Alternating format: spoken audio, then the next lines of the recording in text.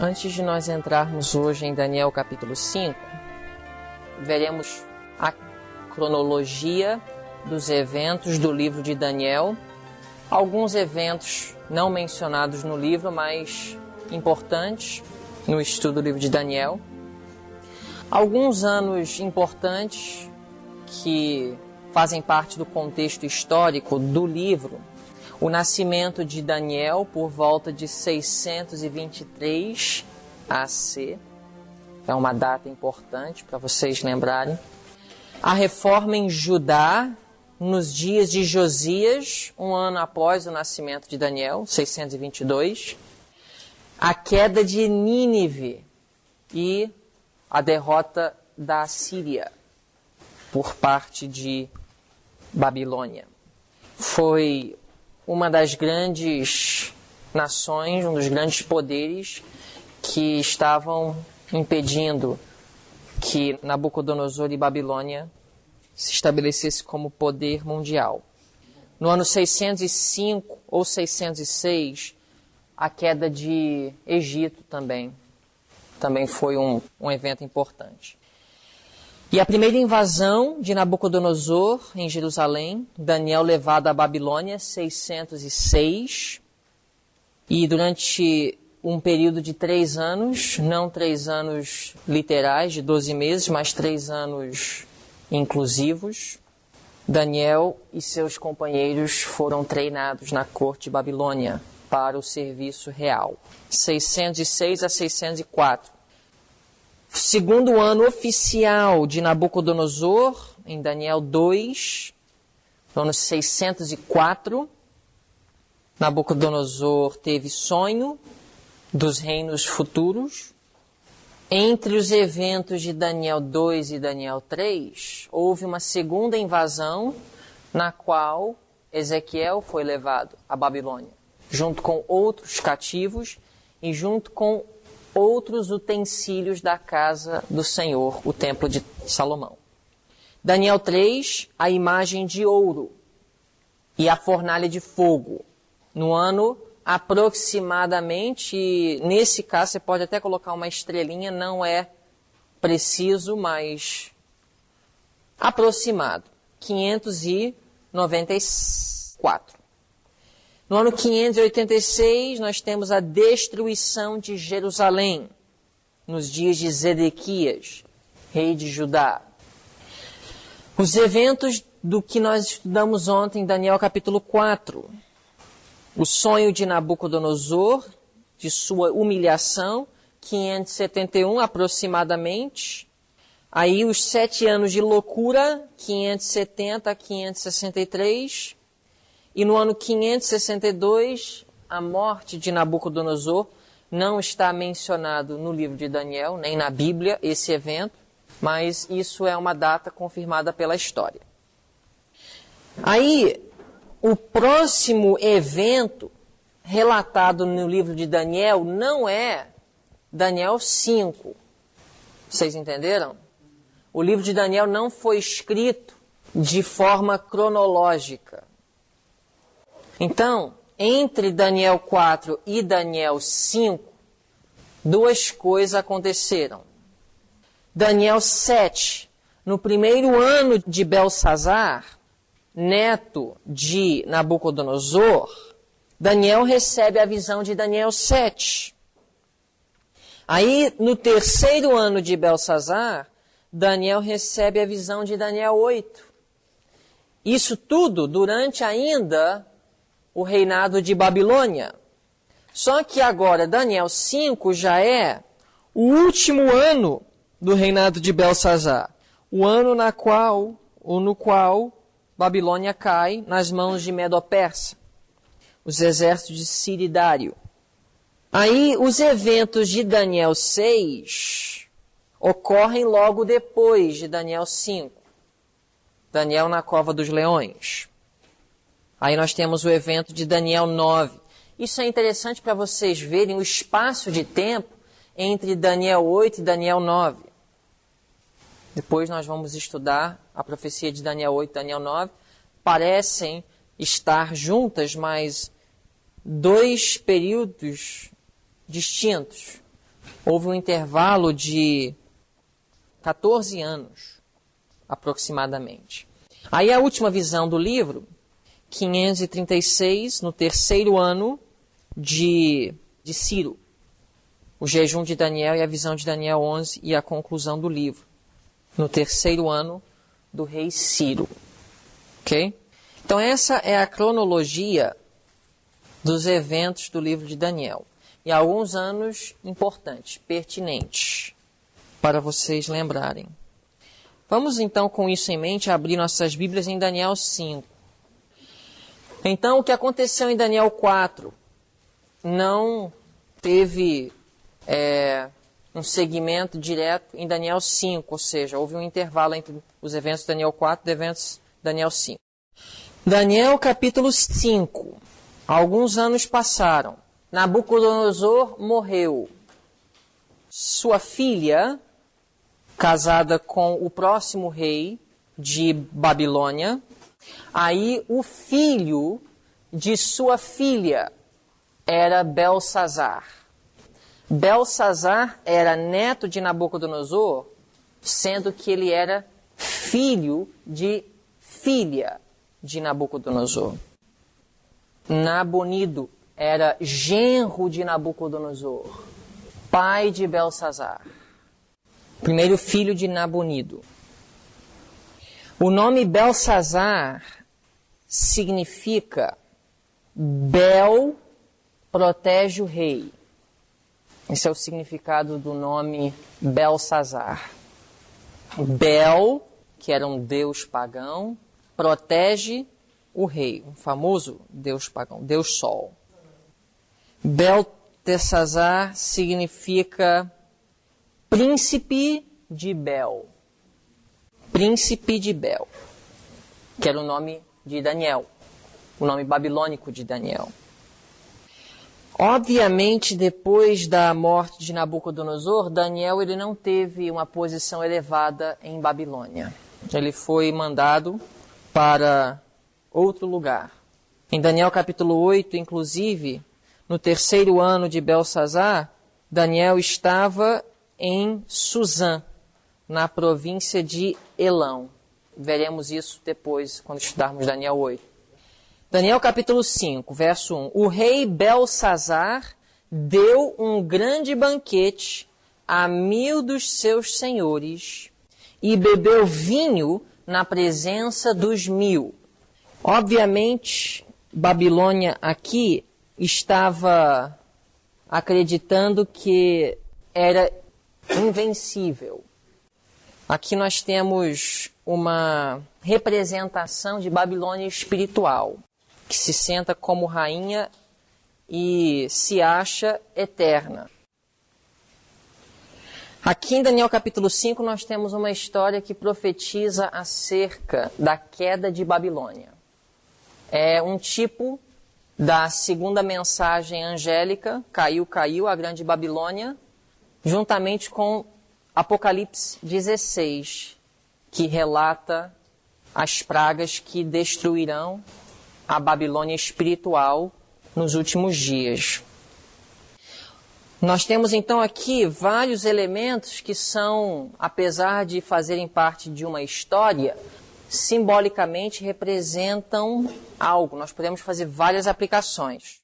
Vocês podem perceber a semelhança entre Babilônia literal e Babilônia espiritual.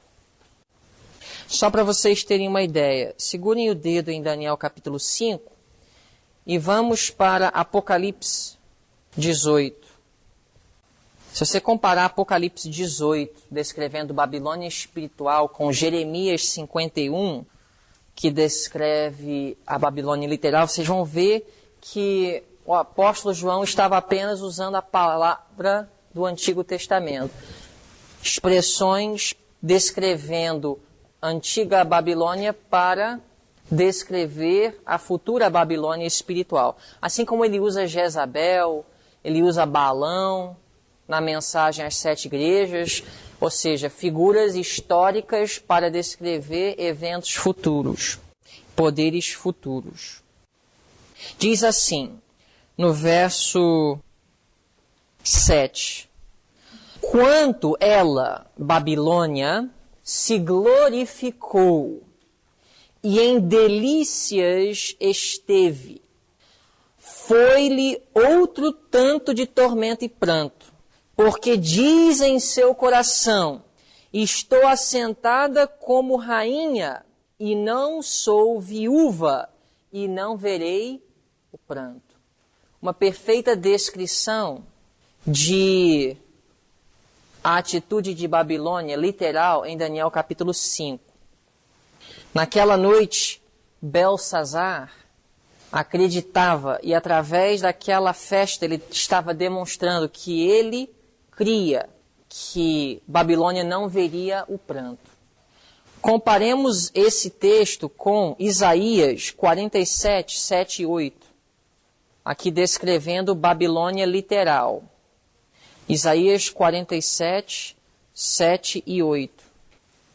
Isaías profetizando mais de 150 anos antes da queda de Babilônia, ele diz assim: e disseste, eu serei senhora para sempre. Parecido com as palavras de Apocalipse 18? Com certeza, aqui em Apocalipse 18, que nós acabamos de ler no verso 7, foram palavras emprestadas de Isaías 47. E serei senhora para sempre. Até agora não te importaste com estas coisas, nem te lembrastes do fim delas. Verso 8. Agora, pois, ouve isto. Tu que és dada a prazeres, que habitas tão segura. Belsazar, em Daniel 5, habitava, segundo o que ele pensava, bem seguro naquela noite? Sim. Que dizes no teu coração: eu o sou, e fora de mim não há outra. Não ficarei viúva, nem conhecerei perda dos filhos. Vocês viram? Babilônia literal, o orgulho. Isaías profetizando aqui da atitude de Babilônia. Em Daniel 5 nós vemos, na prática, aquela atitude orgulhosa. E então, em Apocalipse 18, João, descrevendo Babilônia dos últimos dias, ele usa as mesmas palavras de Isaías, falando de sua atitude orgulhosa, que seria uma das causas de sua queda. Vamos voltar para Daniel 5. Naquela noite, Belsazar fez uma festa, uma orgia.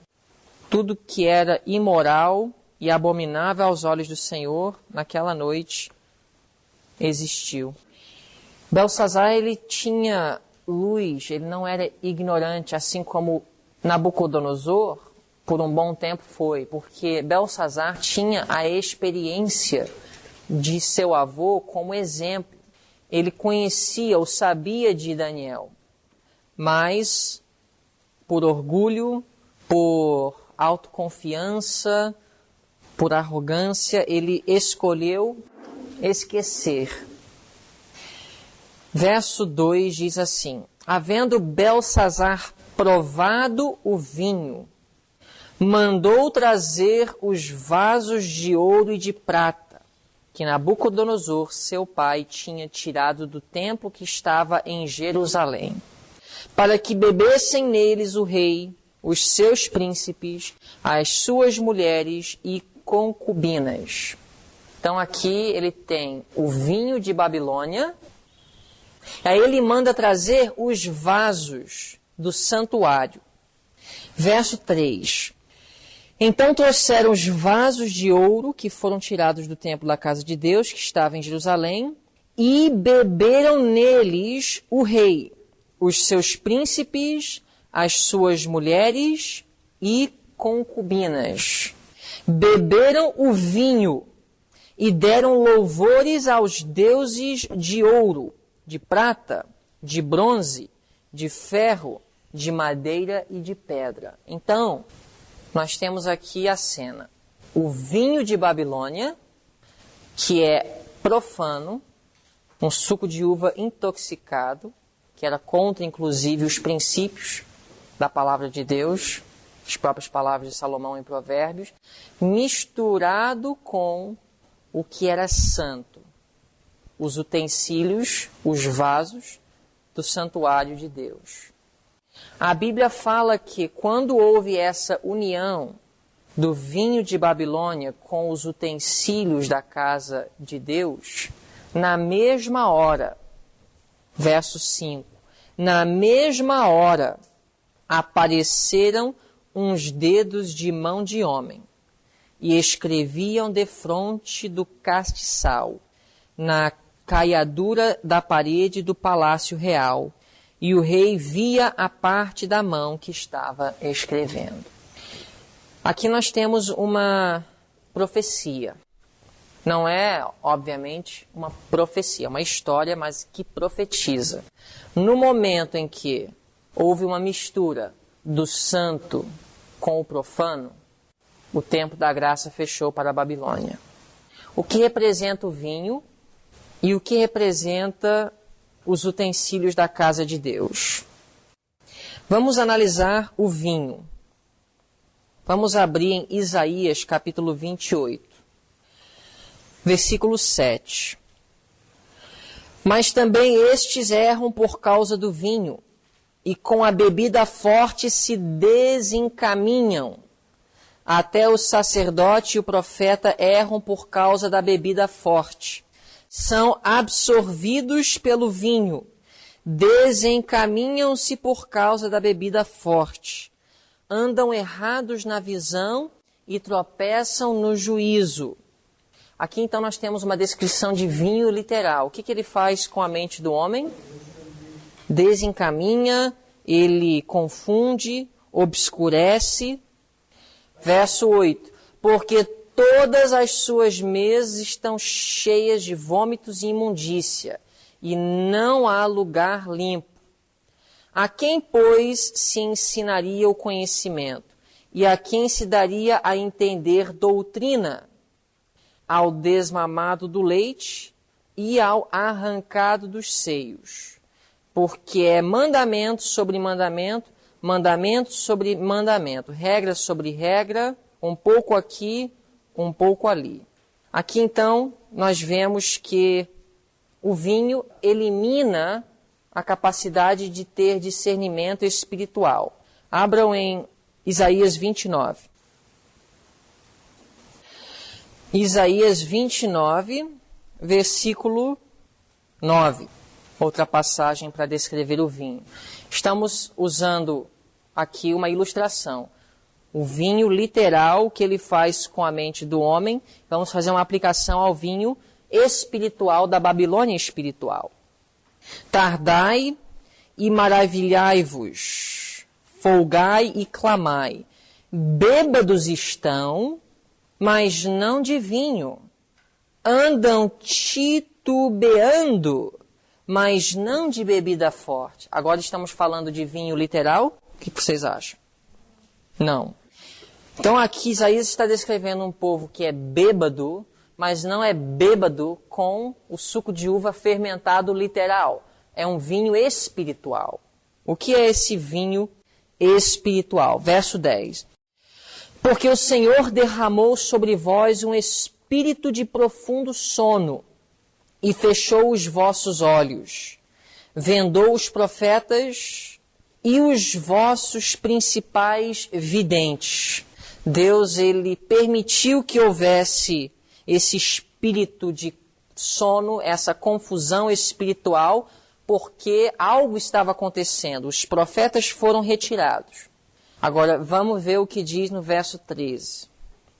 Porque o Senhor disse, pois que este povo se aproxima de mim, e com a sua boca e com os seus lábios me honram, mas o seu coração se afasta para longe de mim, e o seu temor para comigo consiste só em mandamentos de homens, em que foi instruído. Vocês já viram alguma outra passagem semelhante a essa na Bíblia? Marcos capítulo 7.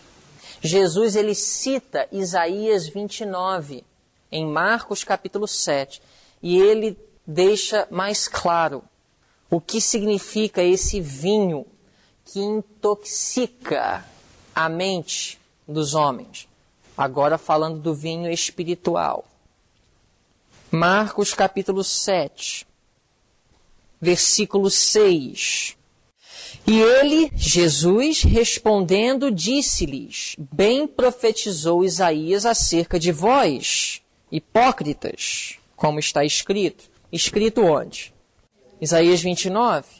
E em Isaías 29 ele estava descrevendo um povo que estava bêbado, mas não com vinho. Estava confuso, mas não por bebida forte.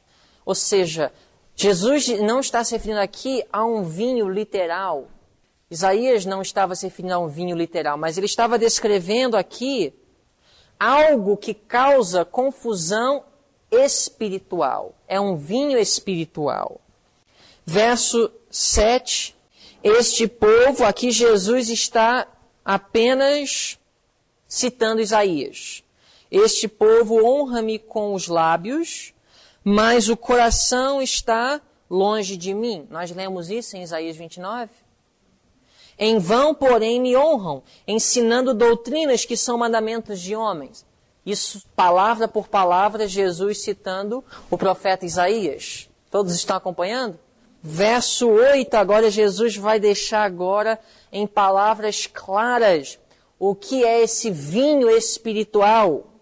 Porque, deixando o mandamento de Deus, retendes a tradição dos homens, como o lavar dos jarros e dos copos, e fazeis muitas outras coisas semelhantes a estas.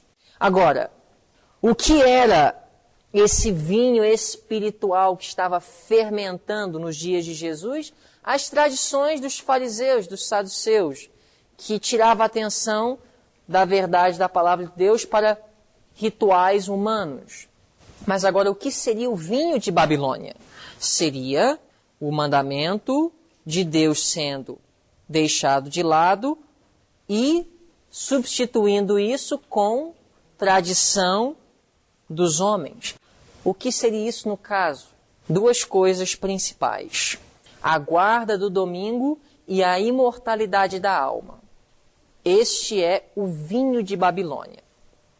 Por isso, em Apocalipse 14, versículo 8.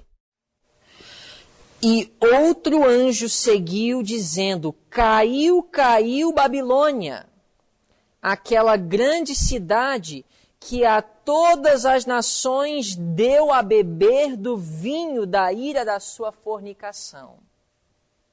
Que vinho é esse? Não é um vinho literal. É a tradição humana substituindo os mandamentos de Deus.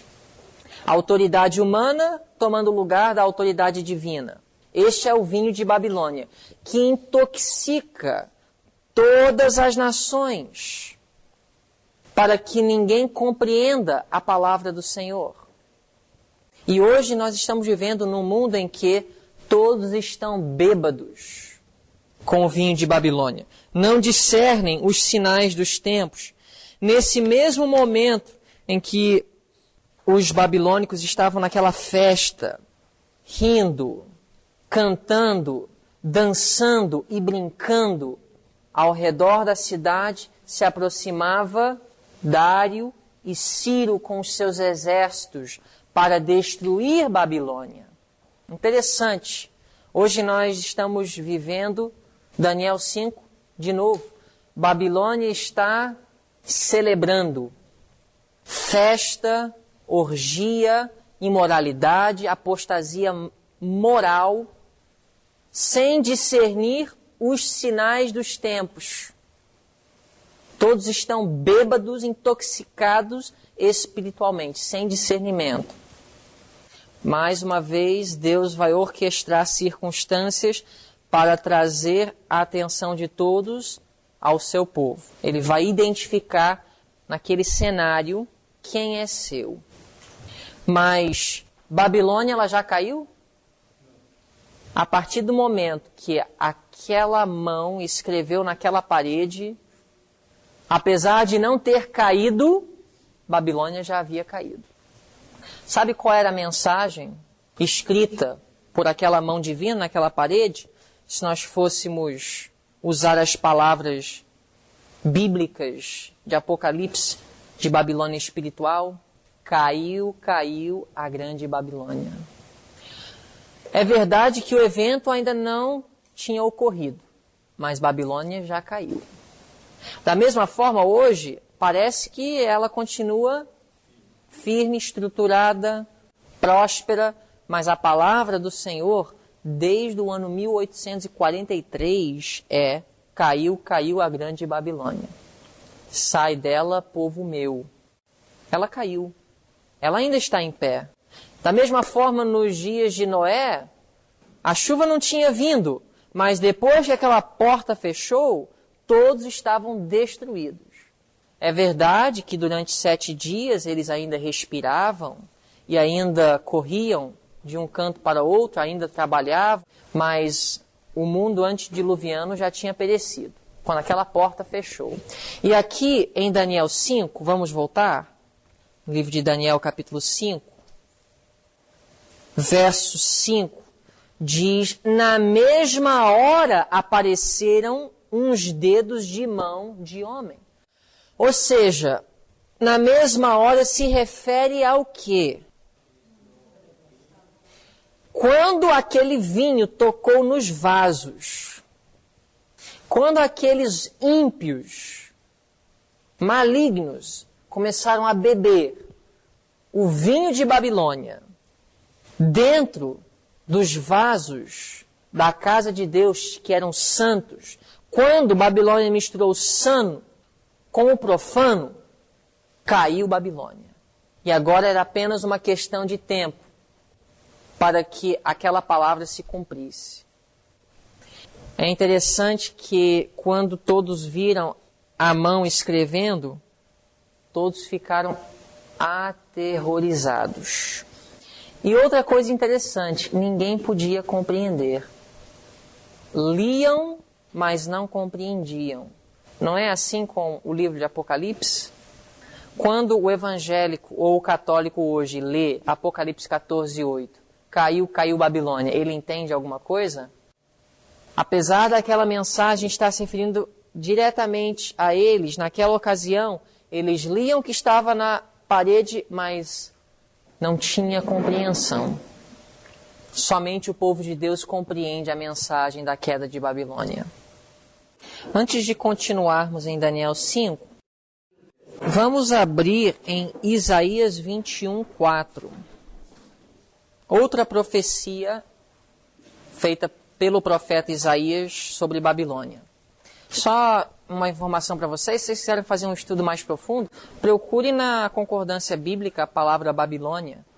Você vai ver o profeta Isaías e o profeta Jeremias escreveram muito acerca da queda de Babilônia. E quando você lê sobre Babilônia em Apocalipse, eu não sei se vocês já ouviram falar, o livro de Apocalipse, mais de 75% é linguagem do Antigo Testamento extraída. O livro de Apocalipse está cheio de linguagem do Antigo Testamento. E quando fala sobre Babilônia, é tudo do Antigo Testamento. Ele está usando as palavras de Isaías e Jeremias e trazendo uma aplicação para os últimos dias. Igual aquilo que Jesus fez. Ele disse: assim como foi nos dias de Noé, assim também será nos dias da vinda do Filho do Homem. Aí ele fala: comiam, bebiam, casavam e davam-se em casamentos. Jesus está usando uma linguagem do Antigo Testamento para profetizar acerca de um evento futuro. É isso que João faz em Apocalipse. Predição da queda de Babilônia. O meu coração se agita, o horror apavora-me. A noite que desejava me tornou o quê? Em temor. Compare essas palavras com Apocalipse 18:8. Apocalipse 18:8. Portanto, num dia virão as suas pragas, a morte e o pranto e a fome, e será queimada no fogo, porque é forte o Senhor Deus que a julga. Está vendo essas palavras aí? Agora vai para Jeremias 50:34. Jeremias 50:34. Mas o seu Redentor é forte, o Senhor dos Exércitos é o seu nome. certamente pleiteará a causa deles, para dar descanso à terra e inquietar os moradores de Babilônia. A espada virá sobre os caldeus, diz o Senhor, e sobre os moradores de Babilônia, e sobre os seus príncipes, e sobre os seus sábios. A espada virá sobre os mentirosos, e ficarão insensatos. A espada virá sobre os seus poderosos, e desfalecerão. Verso 38. Cairá seca sobre as suas águas, e secarão. Está vendo isso? Quais eram as águas de Babilônia? Alguém sabe? Sabe que Babilônia era uma cidade autossustentável. Ela tinha sua própria fonte de água, porque um rio chamado Eufrates atravessava a cidade de Babilônia. Então Babilônia era uma cidade bem protegida, porque ela não dependia de nada para sustentação dela. Aqui, Jeremias profetizou que o que causaria a queda de Babilônia seria uma seca. Ou seja, o rio Eufrates seria desviado. Ela perderia sua fonte de vida, que é água. Se você comparar isso com Apocalipse 16, abram em Apocalipse 16, João ele usa essa mesma linguagem, só que agora águas espirituais, Babilônia espiritual. Apocalipse 16, olha só, verso 12. E o sexto anjo derramou a sua taça sobre o grande rio Eufrates, que era o rio que sustentava a Babilônia. Era a fonte de vida. E a sua água secou-se para que se preparasse o caminho dos reis do Oriente. Aí você pode também comparar em Isaías que Ciro era o rei que vinha do Oriente. Então, o rio Eufrates, literalmente falando, era a fonte de vida de Babilônia. E foi o desvio do rio, a seca do rio, que preparou o caminho para os reis do Oriente, Ciro e Dário, para causar a queda de Babilônia. Espiritualmente falando, e nós vamos falar em mais detalhe quando estudarmos Apocalipse, o rio Eufrates, para a Babilônia espiritual, representa os povos. Águas representam povos, nações, línguas. É a fonte de vida. Babilônia espiritual não existe sem o povo que a sustenta. Quando o povo torna-se contra ela, ela cairá. Literalmente, ou finalmente. Aí se prepara o caminho para os reis do Oriente. E Ciro, em Isaías 45, é um tipo de Cristo. Sabia que Ciro é um tipo de Cristo? Um rei pagão. Só que Ciro ele tem uma história. Nós vamos estudar isso mais tarde no livro de Daniel. Nós vamos ver que Ciro não era insensível à voz do Espírito de Deus. Daniel capítulo 5. Diz assim no verso 6, mudou-se então o semblante do rei. Não será que no dia do derramamento das pragas não vai mudar o semblante de todos? Hoje você olha aí para o mundo, carnaval, praia, churrasco, cerveja, futebol, você vê rostos aparentemente felizes e satisfeitos, mas um dia mudar-se-á o semblante. Mudou-se então o semblante do rei, e os seus pensamentos o turbaram. O que será que causou? Não é que ele já tinha percebido que os exércitos medo-persas estavam às portas? Não era isso? Era apenas um escrito na parede. Quando o homem vive com uma consciência pesada, carregando em sua mente pecados conhecidos, ele já vive em temor e em terror. E às vezes as festas e as orgias e os prazeres é uma forma de fazer com que isso tudo seja esquecido, abafar a voz da consciência. Esse homem não era um homem sem luz. Ele não era inocente. Quando nós vivemos uma vida errada, sabendo da verdade, no íntimo nós vivemos com medo. Aí vem a doença, a gente fica aterrorizado. Quando ele viu a mão e o escrito na parede, logo veio então aquela culpabilidade que ele estava tentando cobrir com os prazeres do mundo. Apocalipse 16:15 diz que ele vem como ladrão, e quem não estiver vestido com a justiça de Cristo será visto a sua nudez. Nosso único meio de proteção é a justiça de Cristo, imputada e comunicada. É assim, nós tentamos nos proteger de muitas formas. Nós não queremos que ninguém conheça o nosso íntimo. Nós temos medo. Mas a única coisa que pode nos proteger é a justiça de Cristo. E nós só podemos nos cobrir com a justiça de Cristo colocando tudo que Ele nos manda no altar.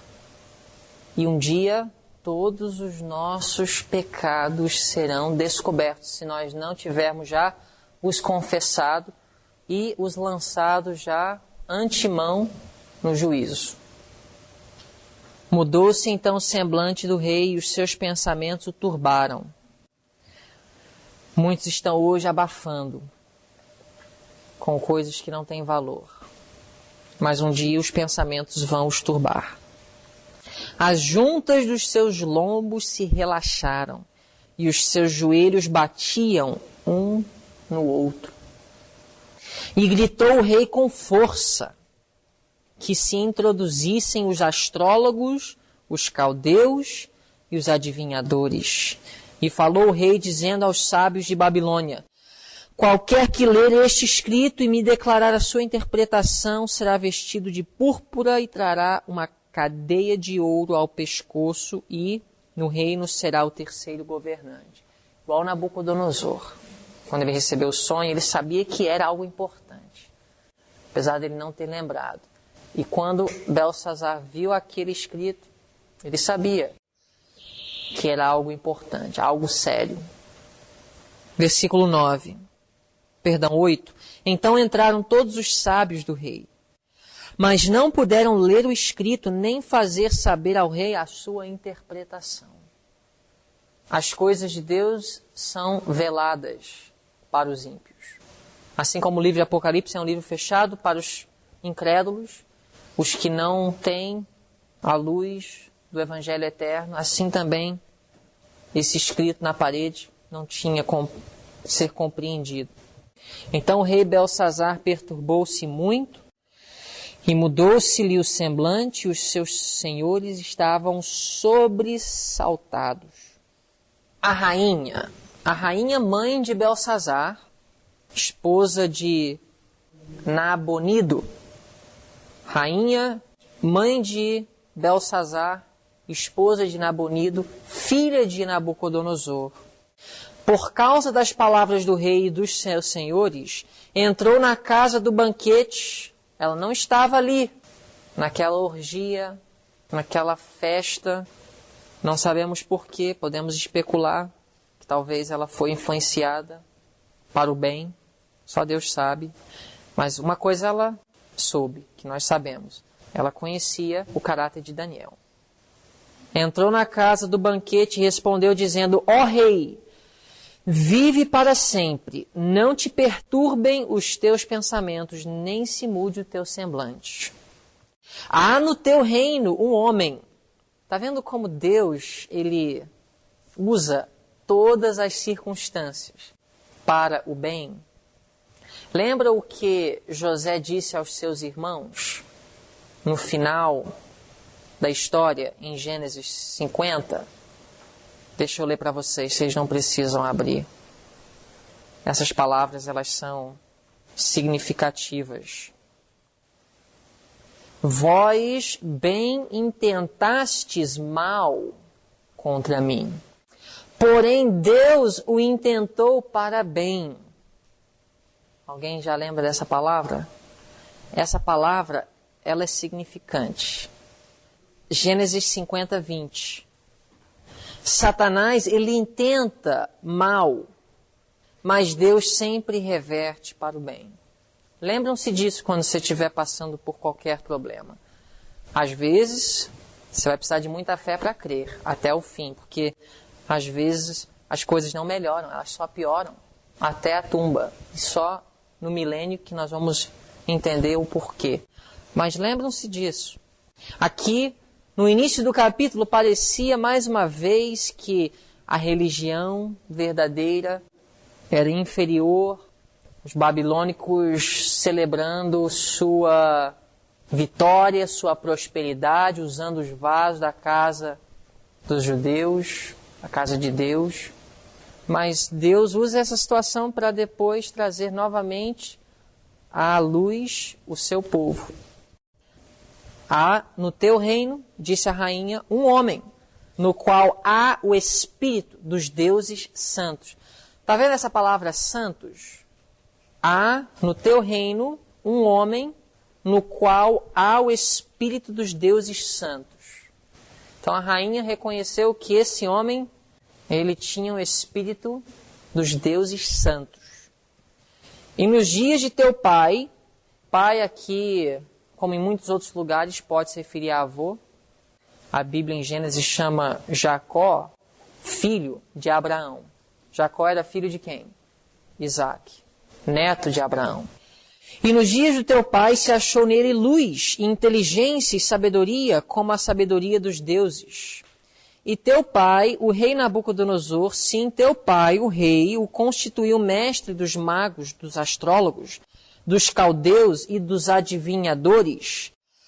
Porquanto se achou neste Daniel um espírito excelente, conhecimento e entendimento, interpretando sonhos, explicando enigmas e resolvendo dúvidas, ao qual o rei pôs o nome de Beltesazar. Chame-se, pois, agora Daniel, e ele dará a interpretação. Então Daniel foi introduzido à presença do rei. Falou o rei, dizendo a Daniel, és tu aquele Daniel, um dos filhos dos cativos de Judá, que o rei meu pai trouxe de Judá? Tenho ouvido dizer a teu respeito que o espírito dos deuses está em ti. Alguma palavra foi omitida? Santo. Ou seja, quando ele menciona o que sua mãe havia lhe falado, ele omite a palavra santo. Interessante notar. Agora mesmo foram introduzidos à minha presença os sábios astrólogos, para lerem este escrito e me fazerem saber a sua interpretação, mas não puderam dar a interpretação destas palavras. Eu, porém, tenho ouvido dizer de ti que podes dar interpretação e resolver dúvidas. Agora, se puder ler este escrito e fazer-me saber a sua interpretação, serás vestido de púrpura e terás cadeia de ouro ao pescoço, e no reino serás o terceiro governante. Respondeu Daniel e disse na presença do rei, as tuas dádivas fiquem contigo e dá os teus prêmios a outro. Contudo, lerei ao rei o escrito e far-lhe-ei saber a interpretação. Ó rei, Deus, o Altíssimo, deu a Nabucodonosor, teu pai, o reino e a grandeza e a glória e a majestade. E por causa da grandeza que lhe deu, todos os povos, nações e línguas tremiam e temiam diante dele. A quem queria matava, e a quem queriam conservava em vida, e a quem queria engrandecia, e a quem queria abatia. Mas quando seu coração se exaltou, e o seu espírito se endureceu em soberba, foi derrubado do seu trono, e passou dele a sua glória. E foi tirado dentre os filhos dos homens, e o seu coração foi feito semelhante aos dos animais, e a sua morada foi com os jumentos monteses. Fizeram-no comer a erva como os bois, e do orvalho do céu foi molhado o seu corpo, até que conheceu que Deus o Altíssimo tem domínio sobre o reino dos homens, e quem quer constitui sobre ele. E tu, Belsazar, que és seu filho, não humilhaste o teu coração, ainda que soubeste tudo isto. Que está a prova que ele conhecia a história de seu avô. Daniel, depois de relatar toda aquela experiência de Nabucodonosor, ele fala, tu sabias disso. Eis então por isso que veio o juízo de forma tão clara e direta. E te levantaste contra o Senhor do céu, pois foram trazidos à tua presença os vasos da casa dele. E tu, os teus senhores, as tuas mulheres e as tuas concubinas, bebestes vinho neles. Além disso, deste louvores aos deuses, de prata, de ouro, de bronze, de ferro, de madeira e de pedra, que não veem, não ouvem, nem sabem, mas a Deus em cuja mão está a tua vida e de quem são todos os teus caminhos, a ele não glorificaste. Quando eu tive aula de Daniel, o professor ele mencionou algo que eu achei interessante, eu não diria com certeza que foi calculado, talvez foi coincidência. Mas olha só interessante a ordem. Olha a ordem no verso 23 dos metais e olha a ordem dos metais no versículo 4. Olha a ordem dos metais no versículo 4. Beberam o vinho e deram louvores aos deuses de, olha só a ordem, ouro, prata, bronze e ferro. Essa ordem de metais é familiar? É exatamente igual? Exatamente igual. E ouro representava o quê? Babilônia. E prata representava o quê? Medo-Pérsia. Agora você vê os mesmos metais, Daniel menciona aqui em verso 23. Além disso, deste louvores. Então ele está descrevendo a mesma coisa do verso 4, mas olha só.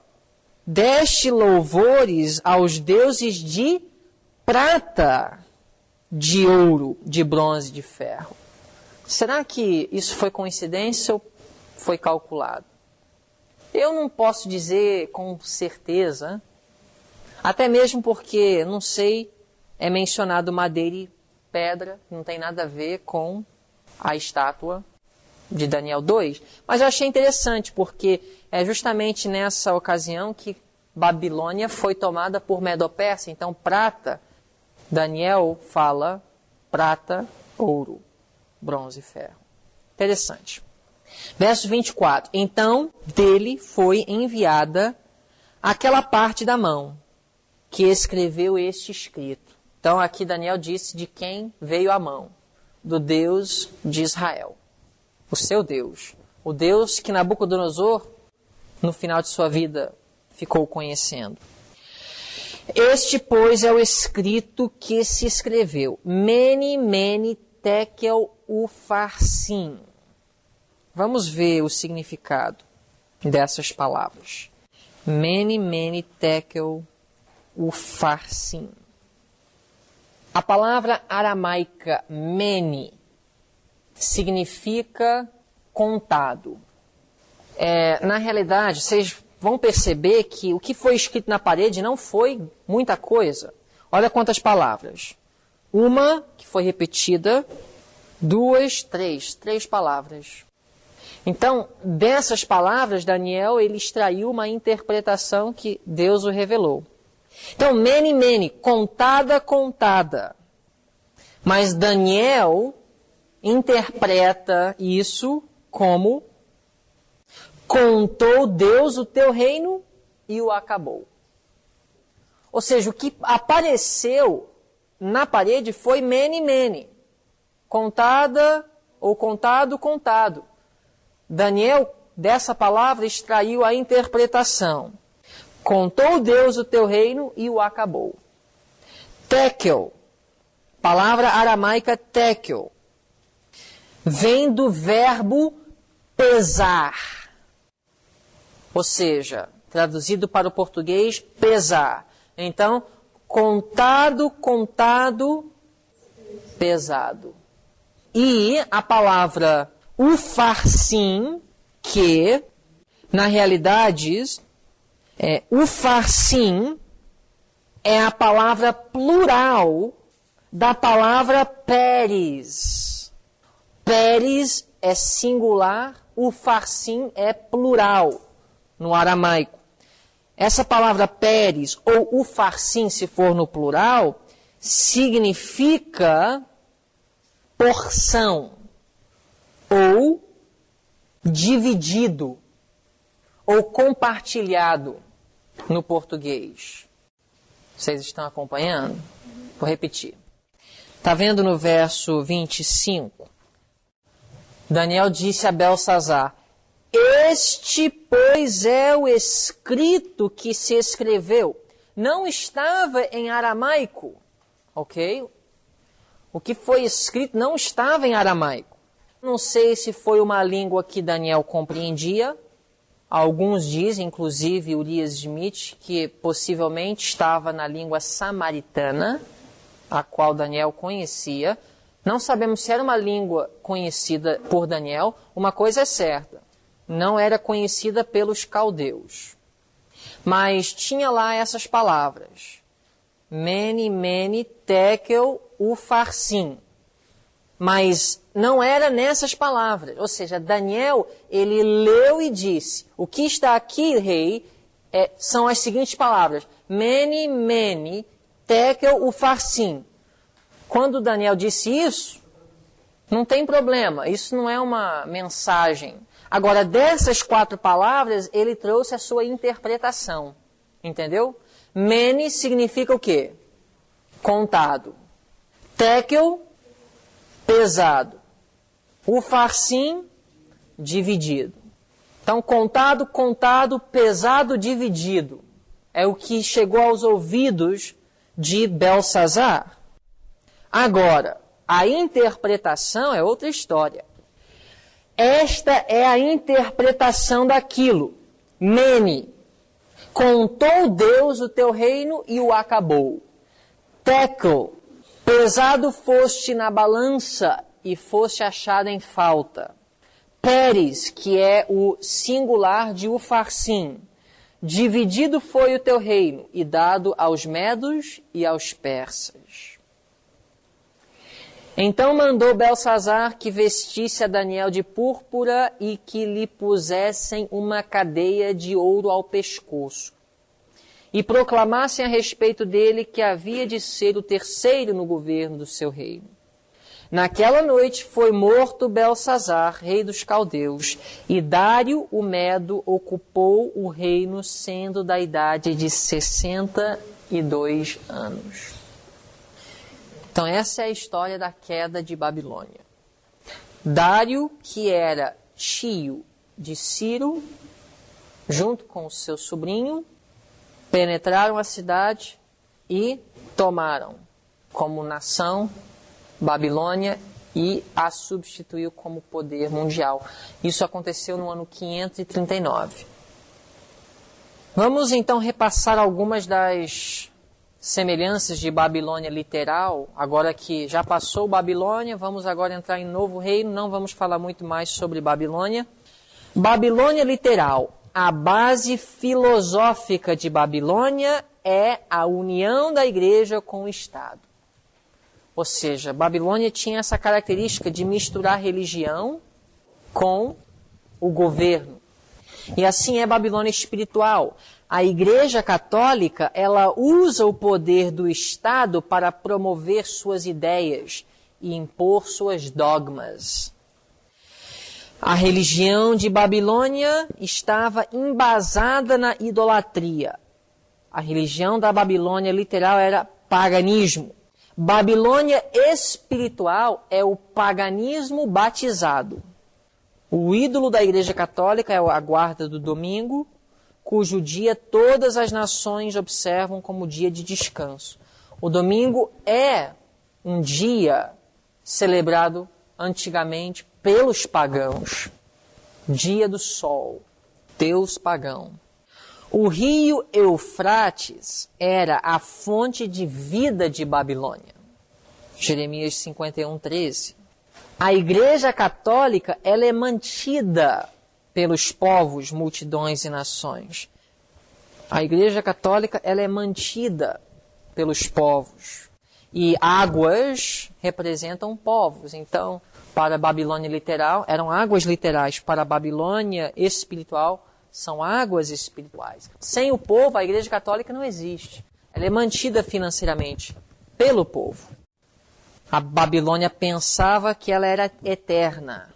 Por isso é um tipo do anticristo, que ela reclama atributos de Deus. Eu sou, eu sou.